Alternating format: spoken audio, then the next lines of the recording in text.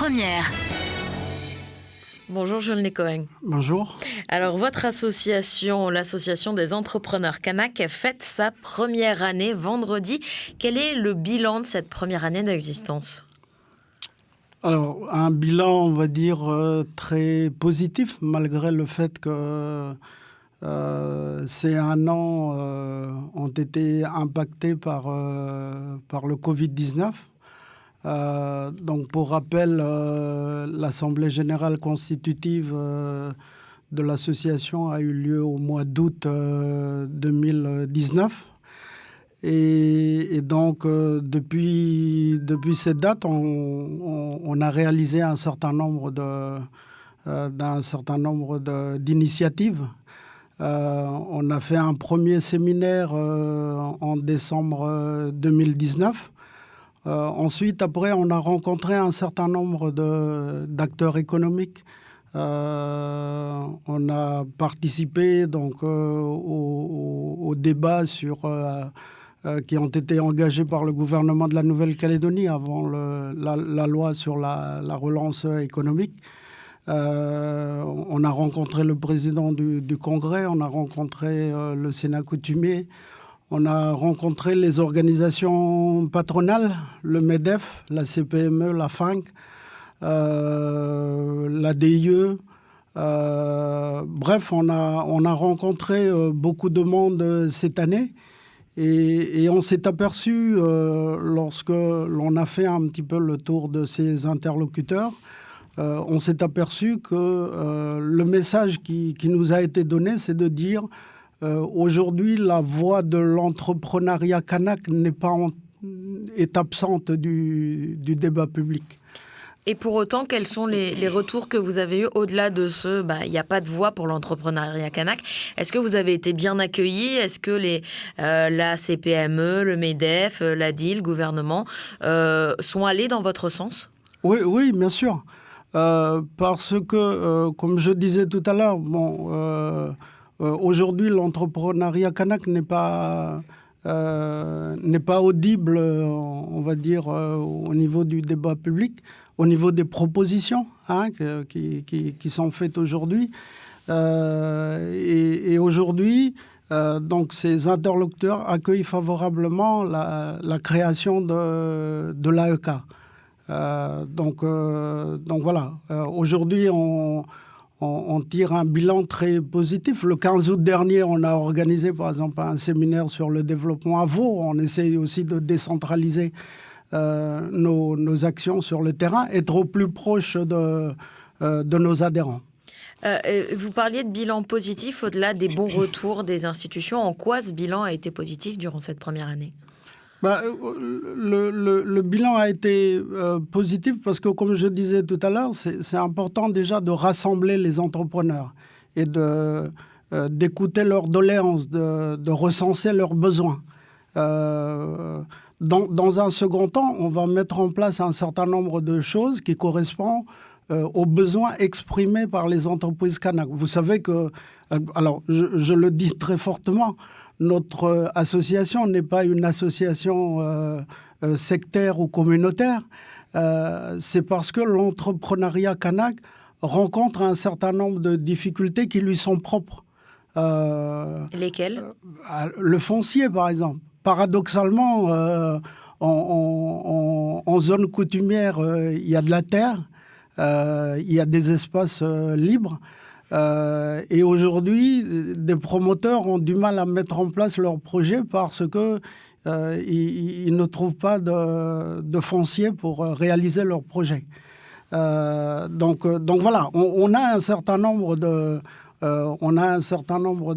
difficultés. Donc, comme je disais tout à l'heure, l'idée, ça a été dans un premier temps de recenser les besoins des entreprises kanak et ensuite, après, dans un second temps, de mettre en place un plan d'action qui permet de répondre à ces attentes.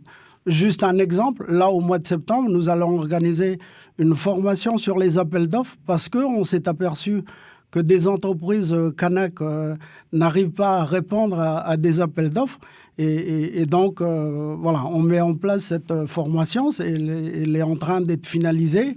Et on attend que nos entreprises, la formation leur sera donnée, etc., de manière à ce qu'ils puissent, disons, s'inscrire. 7h07, vous êtes bien sur la première, je rappelle l'invité de la matinale ce matin. Nous sommes avec Jules Nekoeng, le trésorier de l'association des entrepreneurs Canac. Le standard est ouvert, vous pouvez dès à présent poser toutes vos questions au 258 Charlotte Mestre. Jules Nekoeng, l'un des enjeux aussi de votre association, c'est ce que disait votre président l'année dernière au moment de sa création, c'est de se compter où en est ce travail de recensement des entreprises Canac. Alors, il faut savoir qu'on avait comme objectif effectivement de confier à une personne, disons, l'étude des entreprises Canac qui existent aujourd'hui. En nombre, c'est-à-dire en quantité, le chiffre d'affaires qui a été réalisé, ce qu'elle peut représenter, ce que ces entreprises peuvent représenter dans l'économie calédonienne. Par manque de disponibilité, donc c'est un projet, on va dire, qui est toujours en cours, que nous allons certainement réaliser, si vous voulez, dans les prochains mois. Et qu'est-ce que vous entendez par entrepreneur Canac ? C'est un Canac qui est entrepreneur, qui est chef d'entreprise. Ça peut être... quelle est la définition selon votre association ? Alors, selon notre association, l'entrepreneur Canac, c'est forcément un Canac qui crée une entreprise, soit en milieu coutumier, c'est-à-dire en zone coutumière, soit en dehors d'une zone coutumière. Ça peut être aussi une entreprise qui est gérée de droit commun, dans laquelle on trouve des associés Canac et autres, mais que les Canacs sont majoritaires dans la gouvernance. Vous parliez du problème du foncier. Il y a eu un séminaire au Sénat coutumier mi-juillet, justement sur cette question du foncier et sur la question du développement en terre coutumière et la réforme des GDPL. Quelle est votre action, vous, dans cette réflexion ? Alors, nous disons au niveau de notre association que les choses doivent être améliorées en matière de création d'entreprises en zone coutumière.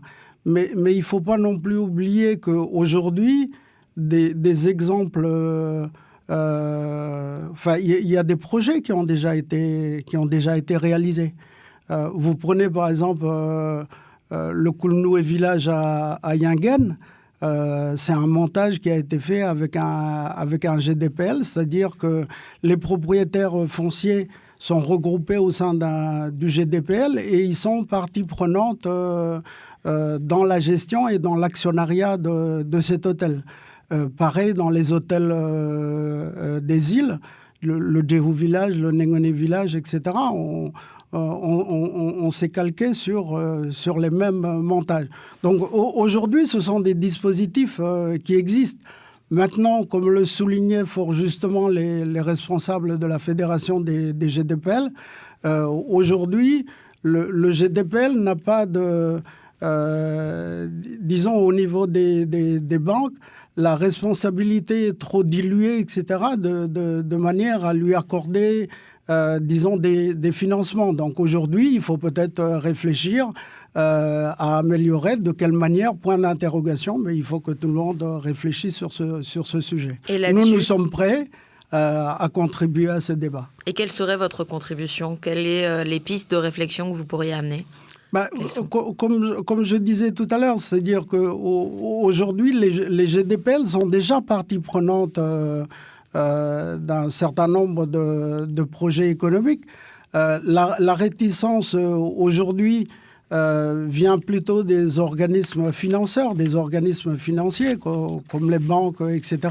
Je pense que dans la réflexion, il faut associer un petit peu tout le monde de manière à mettre sur la table les problèmes qui sont identifiés et à partir de là, apporter des solutions de manière à avancer. Vous évoquiez le séminaire de l'AEK il y a 15 jours à Vaud. Qu'en est-il ressorti ? Il en est ressorti que les besoins sont énormes. Les besoins sont énormes et qui sont exprimés par nos adhérents. C'est à la fois, je parlais tout à l'heure, disons, des appels d'offres. Les entreprises veulent bien aujourd'hui répondre à des appels d'offres de manière à avoir un petit peu plus de chiffre d'affaires, etc. Aujourd'hui, c'est un point important. Mais en même temps, c'est le manque de formation, c'est les chefs d'entreprise sont demandeurs d'aide à la gestion pour bien gérer, disons, leur entreprise. C'est à la fois, on va dire, des aides, des conseils, mais ça peut être aussi je l'ai remarqué aussi à Vaud, c'est des petits besoins comme ils ont besoin qu'on leur conseille un petit peu sur comment il faut gérer le quotidien de l'entreprise, quoi. Mais ça, il y a des chambres consulaires, par exemple, il y a la CCI, la Chambre des métiers et de l'artisanat, il y a la Chambre d'agriculture aussi, qui offrent régulièrement des formations et des conseils. C'est des choses qui ne sont pas adaptées à l'entrepreneuriat kanak ? Non, moi, je dirais pas qu'ils ne sont pas adaptés. Peut-être qu'aujourd'hui, les dispositifs qui ont été mis en place ont trouvé un petit peu leurs limites. Et aujourd'hui, il faut réfléchir parce qu'on se retrouve dans une situation où, d'un côté, il y a des entreprises qui continuent à exprimer, on va dire, des besoins que l'on a déjà identifiés depuis longtemps. Et de l'autre, vous citez les chambres consulaires, mais il y a aussi les provinces qui sont compétentes en matière de développement économique, etc. Et on n'arrive pas à joindre, voyez, l'offre, si je puisse m'exprimer ainsi, l'offre et la demande, quoi. Donc, quelque part, il y a un problème. Et quel serait le rôle des provinces ? Dans ce cas-là, vous parlez du développement économique, mais comment pourraient-elles mieux accompagner les entrepreneurs ?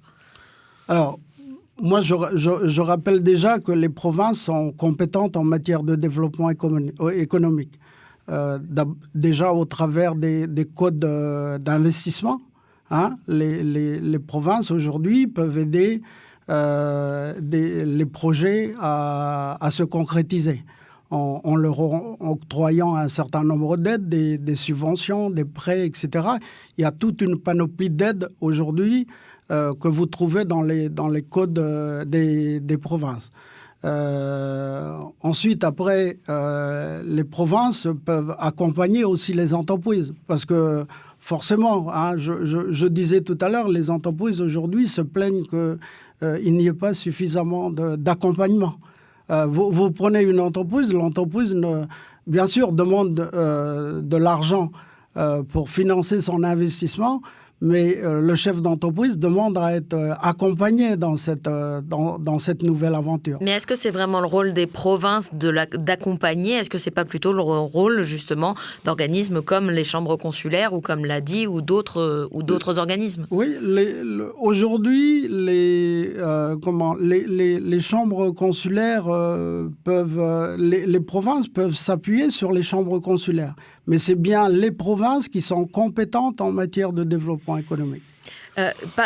Pour parler des relations avec les autres organisations, Samuel Népehoun, un kanak, a été élu à la tête du MEDEF. Est-ce que selon vous, c'est quelque chose qui peut faire bouger les choses ? Oui, on en a discuté déjà de façon informelle, puisqu'il faut savoir que dans les prises de contact que nous avons fait à l'époque, on a rencontré l'ancien président du MEDEF, hein, Daniel Oshida. Mais depuis que Samuel Népehoun a été nommé à ce poste, on a échangé avec lui. Je siège aussi dans des instances comme le Conseil consultatif de l'Institut d'émission. C'était pas plus tard qu'hier et on a échangé encore sur le sujet. Bien sûr, parce que jusqu'à maintenant, aussi bien le MEDEF et d'autres organisations patronales comme la FINC on va dire, sont repliés un petit peu sur Nouméa et le Grand Nouméa. Et aujourd'hui, je pense que le fait que Samuel soit à la tête du MEDEF, il y a des possibilités effectivement de travailler ensemble. D'ailleurs, on l'a dit au MEDEF et à la fin, il y a des dossiers sur lesquels, lorsqu'il y a des convergences de vues, on peut travailler ensemble avec ces organisations. Jules Nécoing, rapidement, quelles sont les perspectives, les actions à venir pour les prochaines années d'existence de votre association ? Moi, je pense continuer à soutenir les entreprises adhérentes. Ça, c'est important parce que le soutien aux entreprises, ce n'est pas quelque chose de ponctuel. On ne soutient pas une entreprise aujourd'hui et pendant 1 ou 2 mois et ce soutien s'arrête. C'est quasiment un travail que l'on fait, on va dire, éternellement. Le chef d'entreprise a besoin d'être conseillé, a besoin d'être assisté. L'idée, c'est au niveau de l'AEK, c'est aussi d'identifier un certain nombre de partenaires prestataires dans le Grand Nouméa qui sont prêts à nous aider dans le cadre du développement des entreprises dans le Nord et aux îles. Jules Nécoing, trésorier de l'AEK, l'Association des entrepreneurs kanak. Merci d'avoir été notre invité ce matin. Merci beaucoup. C'était l'invité de la matinale. sur la première. C'est pas trop tôt C'est pas trop tôt. avec Nico